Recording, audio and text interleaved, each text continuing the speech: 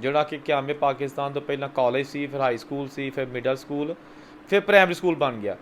ਅੱਜ ਵੀ ਮੌਜੂਦ ਹੈ। ਅੱਜ ਵੀ ਉੱਥੇ ਤਾਲੀਮੀ ਸਰਗਰਮੀਆਂ ਜਾਰੀ ਨੇ और ਉਹੋ ही बिल्डिंग पुरानी इस्तेमाल की जा रही है। ये स्कूल तकरीबन 1927 से भी पुराना है। ये स्कूल जो है पहले कॉलेज हुआ करता था, इधर बहुत बड़ा बोर्डिंग हाउस होता था जिसे हॉस्टल भी कहते हैं। एक पुराना स्कूल चूड़ मुंडे भी हैगा। वो तो बड़ा शाही चीज़ बड़ी हिंदुआ बनाया सी। ਤੇ ਤੁਸੀਂ ਜਾਣਦੇ ਹੋ ਉਹਦੇ ਬਾਰੇ ਚ ਕੁਝ? ਉਹਦਾ ਕੀ ਪੁੱਛਣਾ ਜੀ? ਮਤਲਬ ਉਹ ਤੁਸੀਂ ਜਦੋਂ ਆਏ ਹੋ ਉਦੋਂ ਵੀ ਸਹੀ ਹਾਲਤ ਚ ਸੀ? ਬਿਲਕੁਲ ਉਹ ਸਹੀ ਹਾਲਤ ਸੀ। ਉਹ ਤਾਂ ਬੜੀ ਵਧੀਆ ਬਿਲਡਿੰਗ ਸੀ, ਬੜਾ ਖੁੱਲਾ ਜੇ ਉਹ ਕਦੇ ਤੁਸੀਂ ਵੇਖੋ ਨਾ ਜਾ ਕੇ। ਵੇਖਿਆ जी। अस्सलाम वालेकुम दोस्तों, मैं औरंगजेब बेग और ਅੱਜ ਦੀ ਇੱਕ ਨਈ ਦਿਲਚਸਪ ਔਰ ਮਾਲੂਮਾਤੀ ਵੀਡੀਓ ਤੁਹਾਡੀ ਖਿਦਮਤ 'ਚ ਲੈ ਕੇ ਹਾਜ਼ਰ ਹੋਇਆ। ਅੱਜ ਦੀ ਵੀਡੀਓ ਇਹ ਪਾਕਿਸਤਾਨ ਬਣਨ ਤੋਂ ਪਹਿਲੇ ਦਾ ਇੱਕ ਸਕੂਲ ਹੈ ਔਰ ਉਹ ਬਣਾਇਆ ਸੀ ਖੱਤਰੀਆਂ ਨੇ। ਉਸ ਜ਼ਮਾਨੇ ਦੇ ਵਿੱਚ ਉਹ ਸੁਣਿਆ ਕਾਲਜ ਬਣਾਇਆ ਗਿਆ ਸੀ। ਅੱਜ ਵੀ ਮੌਜੂਦ ਹੈ। ਅੱਜ ਵੀ ਉੱਥੇ ਤਾਲੀਮੀ ਸਰਗਰਮੀਆਂ ਜਾਰੀ ਨੇ और ਉਹੋ ਹੀ ਬਿਲਡਿੰਗ ਪੁਰਾਣੀ ਇਸਤੇਮਾਲ ਕੀਤੀ ਜਾ ਰਹੀ ਹੈ। ਇੱਕ ਪੁਰਾਣੀ ਨਿਸ਼ਾਨੀ क़याम पाकिस्तान ਤੋਂ ਪਹਿਲੇ ਦੀ ਸਕੂਲ। ਇਹ ਸਕੂਲ ਜਿਹੜਾ ਹੈਗਾ ਇਹ ਤਹਿਸੀਲ ਪਸਰੂਰ, ਜ਼ਿਲ੍ਹਾ ਸਿਆਲਕੋਟ ਤੇ ਉਹਦੇ ਕੋਲ ਪਿੰਡ ਹੈਗਾ ਚੂੜ ਮੁੰਡਾ।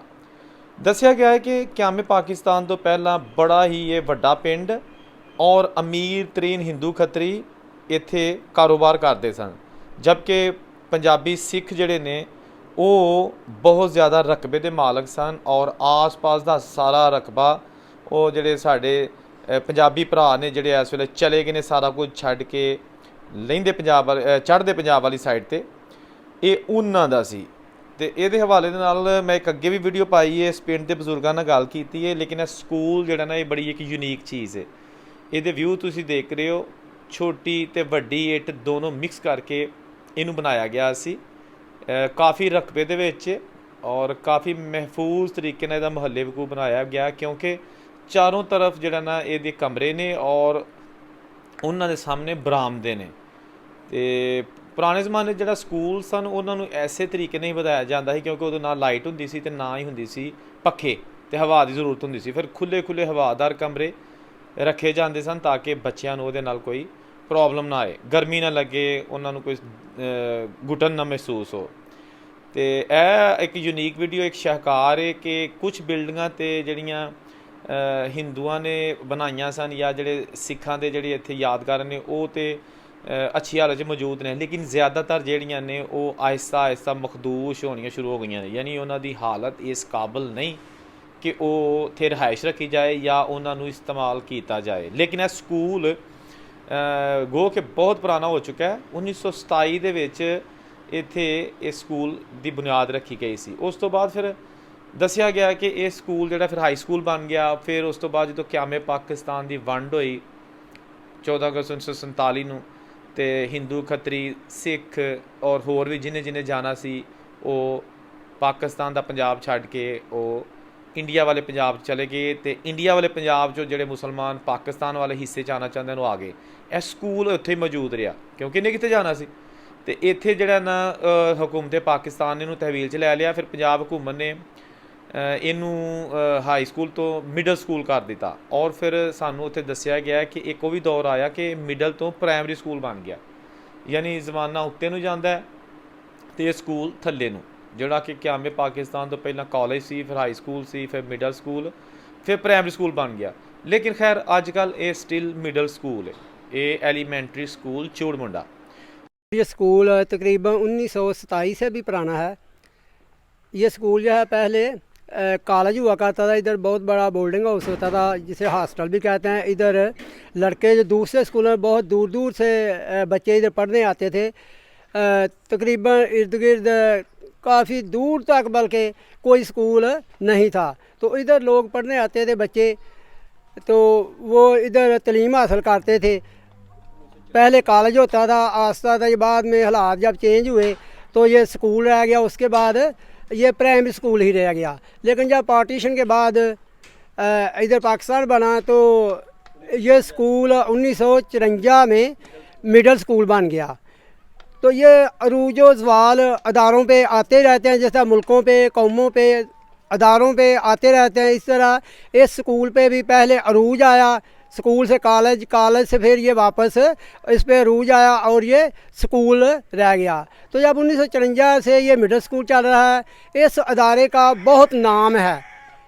ये अदारा अपने तारीख़ी लिहाज से भी और तलीमी लिहाज से भी बहुत ज़्यादा आगे है। इस स्कूल के बच्चे जब मिडल पास करने के बाद 8वीं का इम्तहान देने के बाद जब ये सॉकलमेंट या क्लास वाला हमारे नज़दीक हाई स्कूल हैं उधर जाते हैं, तो हमारे बच्चे ही इंशाल्लाह मैट्रिक में अव्वल दोम ये हमारे बच्चों की पोजीशनें होती हैं।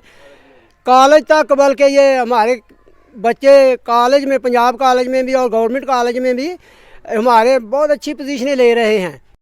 ਚੂੜ ਮੁੰਡਾ ਥੋੜਾ ਮੈਂ ਦੱਸ ਦਿਆਂ, ਇਹ ਨਹਿਰ ਦੇ ਕਿਨਾਰੇ ਤੇ ਵਾਕਿਆ ਹੈ। ਇਹਦੇ ਕੋਲ ਸੈਫਨ ਜਿਹੜੀ ਨੂਰਪੁਰ ਸੈਫਨ ਹੈ ਉੱਥੋਂ ਰਸਤਾ ਜਾਂਦਾ ਬਿਲਕੁਲ ਨਹਿਰ ਦੇ ਉੱਤੇ। ਤੇ ਇੱਥੇ ਬਹੁਤ ਜ਼ਿਆਦਾ ਮਜ਼ਬੂਤ ਜਿਹੜੇ ਨੇ ਨਾ, ਯਾਨੀ ਅਮੀਰ ਤਰੀਨ ਹਿੰਦੂ, ਖੱਤਰੀ, ਸਿੱਖ ਉਹ ਆਬਾਦ ਸਨ।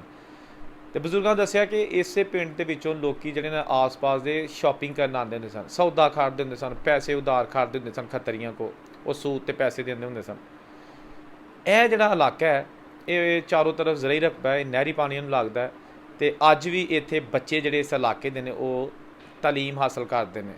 ਅੱਛਾ, ਇਸ ਸਕੂਲ ਦੇ ਨਾਲ ਛੋਟੀ ਜਿਹੀ ਇੱਕ ਨਈ ਬਿਲਡਿੰਗ ਵੀ ਬਣ ਚੁੱਕੀ ਹੈ। ਇਸ ਸਕੂਲ ਦਾ ਹਿੱਸਾ ਹੈ ਉਹ ਥੋੜ੍ਹਾ ਜਿਹਾ ਨਿਆ ਬਣਿਆ, ਕਿਉਂਕਿ ਇਹ ਸਕੂਲ ਨੂੰ ਜਿਹੜਾ ਨਾ ਥੋੜ੍ਹਾ ਜਿਹਾ ਤਾਂ ਵੱਡਾ ਇੱਕ ਹਾਲ ਹੁੰਦਾ ਸੀ ਉਹ ਬਰਾਮਦਾ, ਤੇ ਉਹ ਮਖਦੂਸ਼ ਹੋ ਗਿਆ। ਉਹਦੀ ਛੱਤ ਚੇਂਜ ਕਰਨ ਲੱਗੇ ਸਨ ਲੇਕਿਨ ਚੇਂਜ ਨਹੀਂ ਹੋਈ। ਉਹ ਠੇਕੇਦਾਰ ਸੁਣਿਆ ਨੱਠ ਗਿਆ, ਤੇ ਉਹ ਪੁਰਾਣੀਆਂ ਜਿਹੜੇ ਗਾਰਡਰ ਸ਼ੈੱਡ ਸਨ ਬੜੇ ਵਜ਼ਨੀ, ਉਹ ਲੈ ਕੇ ਤੇ ਇੱਥੇ ਸੀਮੈਂਟ ਦੇ ਕੁਛ ਪਾ ਕੇ ਤੇ ਢਾਂਚਾ ਜਿਹਾ ਕਰਕੇ ਖੜਾ ਤੇ ਨੱਠ ਗਿਆ।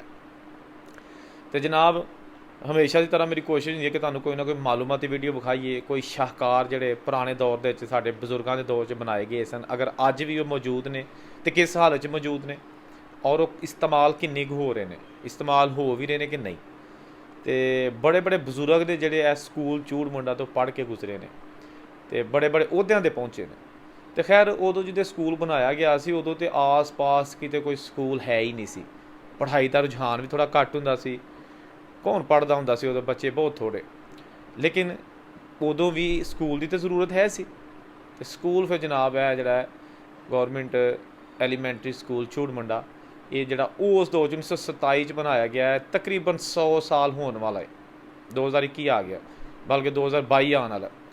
ਤੇ ਇਹ ਜਨਾਬ ਵੇਖੋ ਤੁਸੀਂ, ਬਰਾਮਦੇ, ਕਮਰੇ, ਉਹਦੇ ਵਿੱਚ ਫਿਰ ਫੁੱਲ ਬੂਟੇ ਲਾਏ ਨੇ।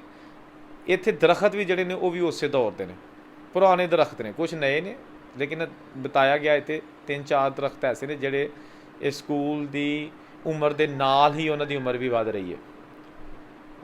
ਕਿਆ ਸ਼ਾਹਕਾਰ ਬਣਾਇਆ ਜਨਾਬ, ਵਾਹ ਜੀ ਵਾਹ। ਅੱਛਾ ਦੋਸਤੋ, ਮਜ਼ੀਦ ਤੁਸੀਂ ਅਗਰ ਇਸ ਤਰ੍ਹਾਂ ਦੀ ਵੀਡੀਓ ਵੇਖਣਾ ਚਾਹੁੰਦੇ ਹੋ ਤਾਂ ਮੈਨੂੰ ਜ਼ਰੂਰ ਕਮੈਂਟ 'ਚ ਦੱਸਿਆ ਕਰੋ। ਪਿੰਡਾਂ ਦੀਆਂ ਵੀਡੀਓ ਵੇਖਣਾ ਚਾਹੁੰਦੇ ਹੋ, ਬਾਬਿਆਂ ਦੇ ਇੰਟਰਵਿਊ ਵੇਖਣਾ ਚਾਹੁੰਦੇ ਹੋ, ਸਾਡੇ ਬਜ਼ੁਰਗਾਂ ਦੇ, ਤੇ ਸਭ ਕੁਝ ਦੱਸਿਆ ਕਰੋ।